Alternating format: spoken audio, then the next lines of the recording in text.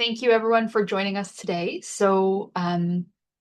Today we are going to be talking all about wildfire recovery and I'll get into the agenda later on. But hi, my name is Madeline. I'm the Senior Coordinator for Education at Forest Canada. Um, and I'm really thrilled to be delivering these presentations. This is our second webinar on wildfires. If you weren't here for the first one, don't worry. I will be starting with a bit of a recap, and the video of the first webinar is available on our YouTube channel, should you want to watch it. Um, so this is a three-part series on wildfires in Canada. Last week was part one, where we talked about what is a wildfire. This week, we're talking about the impacts of wildfire and wildfire recovery. And next week, we'll be talking about wildfire management. Today, we're going through a bit of a review. What is a wildfire? We're looking at the impacts of wildfires on society, the economy, and the environment. And then after a wildfire, we're looking at natural succession and recovery efforts. So, a bit about Forest Canada. We are a not-for-profit organization dedicated to promoting diverse, resilient, thriving forests today and for future generations. For more information about Forest Canada, please feel free to visit our website at forestcanada.ca. This graphic up on the screen is front and center on our website if you'd like to explore more. Let's get into our review on what is wildfire. So a wildfire is a fire that happens in the wild and burns natural fuels like trees, shrubs, and grass. We are focusing on forest fires, but please know that all forest fires are wildfires, but not all wildfires are forest fires. Wildfires require oxygen, heat or ignition, and fuel in order to function. Without these three components, you cannot have a fire. The most common source of forest fire ignition is lightning strikes, and there's a wide range of potential fuels in a forest, which is rich with all sorts of living or dead plant matter that can combust. Wildfires vary in severity depending on other conditions that aren't those three things. Conditions such as weather, where rain can sort of suppress a fire, or wind can help a fire grow. Topography, or the landscape around a fire, which impacts how fire spreads through an area. Climate, or the average weather conditions for an area. And of course, fuel availability. Most wildfires in Canada will happen in the boreal forest. So 2023 was a record-breaking year for fires in Canada, but 2025 was not far behind. In 2023, over 6,000 fires burned 15 million hectares of land. This map on the side shows active fires as of September of 2023, and it doesn't account for fires that may have happened earlier in the season. Many factors contributed to this, including the lowest snow coverage across Canada in May, record low snow coverage across Canada, which led to forests being, on the whole, much drier than usual throughout the spring and summer months. The hottest June on record was recorded in 2023, and there was tons of available fuel in forests across the country in that year.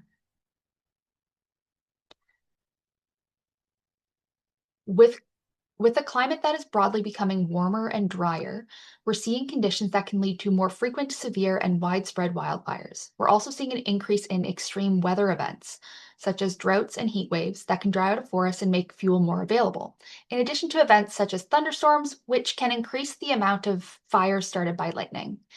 With all that said and done, let's take a look at what happens after a fire burns through an area and the impacts these fires have on communities. So, firstly, societal impacts. So, wildfires can have major impacts on people who live in or around the affected areas, and there are a few different types of impacts that wildfires can have on people. First of all, we have displacement. If the threat of fire is high, communities will be put under evacuation orders to keep them out of the potential path of a fire. Evacuation is no easy task. People have to pack up what they can and leave their homes with no idea when they'll be returning. In 2023, approximately 232,000 Canadians evacuated their communities. And it's worth noting that Indigenous communities are disproportionately affected by evacuation orders. Next is an impact on community infrastructure. Forest fires can jump the barrier between the natural environment and the built infrastructure of a town, especially in densely forested communities that are common in the boreal. Buildings can be damaged or outright destroyed in a strong enough fire, and essential services can be disrupted by the destruction. But that's not all. Wildfires can also impact us physically as people. They can impact our physical and mental health. Smoke is a major source of air pollution. In previous years, in previous summers, we've seen across the country the haze of smoke on horizon from forest fires, whether they're really close to us or they're halfway across the country. Smoke can travel quite far, and it can cause risks to human health when inhaled. This is something tracked by the Government of Canada as weather information, and it is part of local weather reporting when the risk of smoke inhalation is quite high. Um, Over the summer, you might see alerts saying that there's, a lot of smoke in the air. And then, of course, we can't just discount the impacts fires have on our mental health. Fires are really stressful and really scary. Even here in the comfort of our own homes and classrooms, we can agree that fires are spooky. People who have to evacuate their homes due to fire or who fight these unpredictable blazes are under a lot of stress, which can cause long-term health issues. And it's overall just not great for anyone's mental health. Wildfires can also cost a lot of money and have a lot of impacts on the economy. Their economic impact varies across Canada, but in general, there are three types of economic impacts. So, first, there's a loss of productivity, generally because businesses are closed after evacuation orders are issued. The second is the overall cost of fighting fires, because fighting fires requires expensive, specialized equipment, and a lot of people do need to be paid for their valuable work in fighting and managing all the fires. And then, of course, once the fires have ended for the season, there's the cost of damages caused by all of the burns. Um, and then we have environmental impacts. So, fire isn't all bad. It is a natural process in the boreal forest, and it is important for those ecosystems. That being said, the types of fires that trees and other wildlife in the boreal are adapted for are much less intense than what we're seeing now. High intensity fires can cause a lot of different problems. So here on the list, I've got very hot fires burning away soil in addition to everything that's on top of the soil. By burning away soil, it can kill all of the seeds that would have otherwise remained under there and regrown after the fire had passed. This loss of a local seed bank can prevent a forest from regrowing. These intense fires can also overcome natural defenses that trees may have to fire. For example, pictured here is a jack pine cone. These cones are serotinous, or they require heat to open, but too much heat and they'll burn just as easily as anything else in the forest. Additionally, old trees can have thick bark to protect them from fires, but with enough heat and enough intensity, this too can be surpassed and old trees will also burn. And then, of course, large-scale wildfires can displace wildlife and cause an immense amount of loss of habitat. So here's a question for the room. What is one impact of wildfires you can think of? So yes, we've got wildlife habitat, poor air quality, fire. Fire is an impact on itself, yeah. Damaged land, poor air quality, loss of homes, trees, loss of all property, yeah.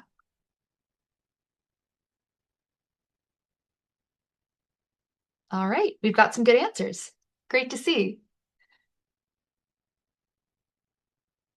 So after a fire, a forested landscape would have undergone many changes, right? All of those environmental impacts that we talked about. So maybe the canopy is the canopy or the upper part of the forest where all the branches are, it's either more open or it's gone altogether. Look at the photo on the screen here. There's no canopy there. There's also little to no fuel left on the forest floor, so everything burned away in the fire. There's only maybe chunks of charcoal remaining. There are changes to the soil that was underneath everything growing there. Um, so maybe that's an incorporation of ash that's burning away some of those organic parts of the soil, the rotting leaves and things. Um, the seeds might be gone either from the soil bed or from uh, trees in the area. So looking at this photo again, you can see trees off in the distance with these big clumps on top. Those would be black spruce trees. Black spruce grow all of their cones near the top of the tree to sort of protect them a bit from fire. But even those can burn up in high intensity fires. And then also wildlife may have retreated from the area. But this isn't the end of a landscape. Forest fires, again, are something that the boreal has adapted to. And after a fire, we get succession. So succession is the gradual change in plant and animal communities after a disturbance. Um, Disturbances in a forest can be things like tornadoes, strong winds blowing trees down, or a large-scale disturbance like a wildfire. They are a critical part of the process of Wildfires are a critical part of the process of succession in the boreal forest, as they've been the most common disturbance there for thousands of years. I will note there are different types of succession. This type of succession after a big disturbance is known as secondary succession, but we don't need to worry about that too much. So succession happens over a really long period of time, and there are a few stages to it. So first, after the fire has gone through an area, you will get grasses and other small plants growing back quickly after a fire. Think like wildflowers, grasses, small stuff. After that, you're eventually going to get shrubs and small trees, things that are still covering the forest floor, but they're hardier, right? They're a bit more robust than a grass. Then as time goes on, you eventually get things like birch and aspen, both of which are large, sun-loving trees that are difficult to burn. And then growing up underneath those birch and aspen when they're mature, you'll get things like spruce and pine, both of which are quite flammable, but eventually they will take over the landscape. This is by no means a quick process. Trees take a long time to grow, and in order for those spruce and pine to start growing, they need to grow under other big, tall, mature trees. All in all, this process from bare ground to, a complete forest can take over 100 years. So I have two questions here for you. This will make a word cloud, but the first question here is, what do you think will be growing in a young or early successional forest? Plants? Absolutely. Plants will be growing there. I will accept multiple answers. So if you have a lot of different answers for me, you can just write them in. So we've got flowers, we've got shrubs, we've got moss. Moss, absolutely moss. We might have spruce. Spruce usually comes a bit later. So this is going to be young or early succession. All right. So I'm going to go to our next question then. What grows in a late successional forest? So what will be growing at the end of that process? What is the final forest going to have inside of it? Oak. Okay, oak's a good answer. Small trees, absolutely. All of the above, for sure. Pine,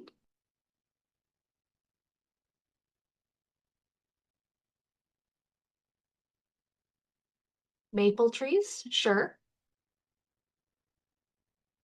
Shade tolerant species, look at that one. All right. So, natural succession is a slow process. It can take decades or over a century. Fires now are hotter and more severe than ever, and this is causing notable change in how forests are naturally recovering after fire. Natural regeneration may be slow or absent, and thus these landscapes might need a bit of human intervention for a bit of a boost. So, with me today to talk about the post-wildfire recovery practices, I have with me the CEO of Forest Canada, Jess Kaknavicius. Hi, Jess. Hey, I'll flip 1 second. Yeah, there you go. awesome. Yeah, so as Maddie mentioned, in some cases the forest isn't recovering, and we're seeing it really interesting across Canada where the intensity of the fire has changed that succession process and is really impacting what's coming back. And so, in many cases, we have to go in and plant trees in order for us to be able to support that recovery. But we're also asking a lot of really critical questions. So it's not just plant a tree, walk away. It's also really thinking about all these different questions around how things are changing. So one of the primary questions is, why are we planting? Do we actually need to go in and plant trees or will that area recover? And that's often determined by the intensity of the fire and if there's anything naturally regenerating. We're also seeing that there's a change in what we plant. And so whether that's the species that we're planting, so to Maddie's point around looking at trees with leaves versus trees with needles, trying to see if those are the ones we're going to plant, or even the size of the trees that we're planting, and the roots of the trees. So you can see this picture here. It's a picture from BC where they're starting to look at different types and sizes of trees to see if they'll actually survive better on the landscape. If you remember earlier, Maddie said, that fire takes away a lot of the soil and a lot of the nutrients. So these larger root structures may help to access some of the nutrients that are further down in the soil after all those things have been burned. And so a lot of conversations in our sector around, what are we planting and what are the size of what we are planting. We're also looking at where we plant. And so we're looking the best place to put a seedling. And, I planted trees for a couple of years, and you often want to look for really good soil to put that tree in. Or we're actually finding in some cases, when it comes to post-fire recovery, we're actually planting things closer to structures, like the stumps that might be sitting there or the standing trees that are around because they help to provide better microclimate. And so maybe shade or increasing some of the moisture on the trees that are planted. We're also starting to ask, when are we planting? And so not necessarily planting right after fire for many reasons, like Maddie mentioned, even safety wise, but also looking at is it naturally regenerating? And in some cases that's changing. And so something that might have come back, 1 year after fire, now it's taking 2 to 3 years. And so when we're planting is also a big factor of how we're deciding when we're going in and actually planting trees. And then last but not least is how we're planting. And so when you think about how many trees you plant, if you plant a lot of trees, that might be a future issue in terms of fire. But if you don't plant enough trees, there's a lot of exposure to sun, wind, heat, and some of those trees may die in the future. So also looking at what we call the density of trees being planted. And for us, all of these questions are asked because we really want to look at, are the trees being planted going to survive for the long term? Because that's what we're trying to do, is establish healthy, resilient forests for the future. Next slide. Also, things that we need to consider, and this is really important. If you think about tree planters, you can see here, they're planting in the landscape. One of the most important things to think about is it accessible and is it safe? And so when we think about where a lot of these fires are happening, if you think of the image that Maddie showed early on in the presentation, where the fires are happening far rural, remote areas. So sometimes those areas are not easy to access, and that might mean that planting is not an option, or it might mean that it's going to increase the cost or increase the planning that's required with planting. So those are the considerations when we're trying to determine where are we planting trees. Another thing to consider is it ready to be planted? So you can see here there's some standing dead trees, which are fine if they're as long as they're safe.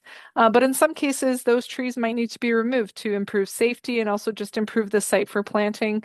Or maybe it needs some sort of site preparation because that soil bed is not ready to take that tree and take it to its next stage of life. I also mentioned safety. That's a really, really important thing for us to consider anytime you're sending planters into the field, not just above, so are there standing dead trees, but also below. I don't know if you've ever been in a forest and tripped over a log or something. You want to think about those safety features when you're out planting as well. And another thing that's really interesting that's coming up is considerations around dust and smoke and impact to tree planter health. So you can imagine as you're out there planting, kicking soil, that's also kicking up some of that smoke. Or if you're sending planting crews close to areas that are burning, they also are impacted by that air quality. And so all these different factors go into determining, are we planting trees on this site? And last but not least, as Maddie mentioned, there's millions and millions of hectares that have been burned over the past few years. It also means we can't plant all of it, nor should we. So really looking at what's regenerating and also determining how we're prioritizing where we plant, taking into account all these factors. So accessibility, safety, species, all those things. It's important for us to realize that not everything needs to be planted or will be planted. Thank you, Jess. So with all of that in mind, I want us to look at a wildfire restoration project that is currently in progress. So I have a map up here on screen. So this is the Agoki Forest. It is over 1 million hectares in area, and it's about 400 kilometers from Thunder Bay in northwestern Ontario.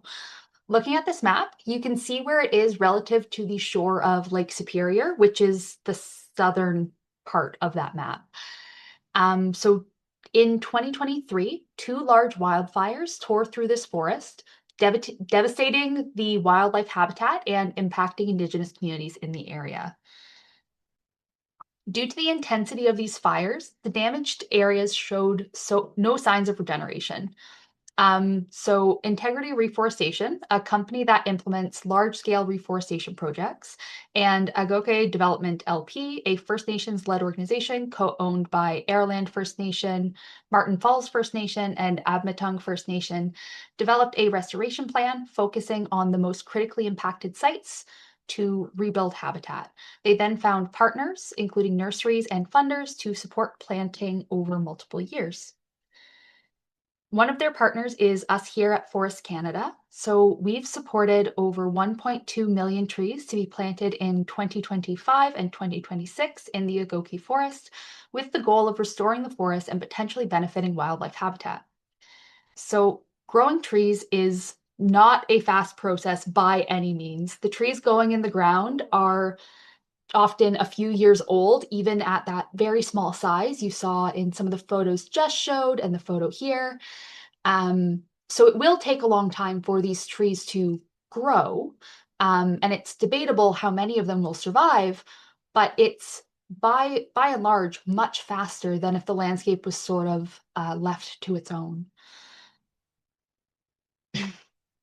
So with that, we've looked at the impacts of wildfires, we've looked at some restoration methods, but how do we prepare for the next fire season? Well, if you join us next week, same time, also a Wednesday, we will be discussing fire management history, Indigenous fire stewardship, prescribed burns, wildfire mitigation, and overall forest management for the sake of managing wildfires. Thank you so much for coming out today and participating in our webinar, sitting with our webinar. I appreciate all of your answers, and I'm now here to accept your questions. If you have any questions that you think of later on, feel free to reach out to us. The best email address to reach me is on the screen here. It is education@forestcanada.ca. If you would like any additional resources, such as articles, blog posts, lesson plans, and so on, please use the QR code on screen and hop over to our website. We will also be providing a link to that website in a follow-up email, so don't worry if you don't get it now. But I will now be going to our Q&A slide. Have you ever experienced a wildfire? No, I have not. Not not in this way, not in the like the really intense forest fire way. I have participated or I have observed a handful of prescribed burns, which I'll talk more about next week, but basically it's intentionally setting fire to part of a landscape for management purposes. In particular, this was in High Park in Toronto, and it was to maintain the Black Oak Savanna ecosystem in High Park. It's really cool. It's a really cool process. I will be talking about that more next week, though. How many trees are in the whole world? So many trees, like so many trees. Um, we have billions of trees in Canada alone, uh, and we will have billions more worldwide. Canada has like a ridiculous amount of forests too. So of all of those billions of trees in the whole world, we've got a lot of them. Not a massive proportion, but like a lot. What types of jobs are there in fire? There's quite a few. I don't know if Jess would have a better answer to this question than I would. Um, Yeah, I would say it depends on what part of fire. And so firefighters are a big one every summer. Thousands of people across Canada, around the world, really dedicate their summers to firefighting. And so that's a huge one. And within that, there's also people that, sit at the dispatch center who, are looking at all the screens going, there's a fire over there, got to deploy some people that way. So there's all sorts of jobs, even in terms of the technical aspect, in terms of understanding fire behavior and helping to deploy different folks. I would say there's also opportunities where it's like when I talked about cleaning up sites, and so people with chainsaws out in the field, making sure that sites are safe to access, getting rid of dead trees, or even people that might be harvesting them or removing them. And so everything from putting out fires to managing it after. And then, for us, there's a big part of the tree planting world too, and nursery workers that are growing trees to be able to plant, and seed collectors that are collecting seed to give to nurseries. And so definitely a diversity of jobs, and I would say it's growing for sure, just because of the amount of activity in fire. yeah, and there's a lot of moving parts, right? So there's a lot of different niches, as is true for a lot of forestry, right? But yeah, there's a lot of different jobs in fire, basically. Thanks for the question, Jess. So with that, I'm going to wrap our presentation up here.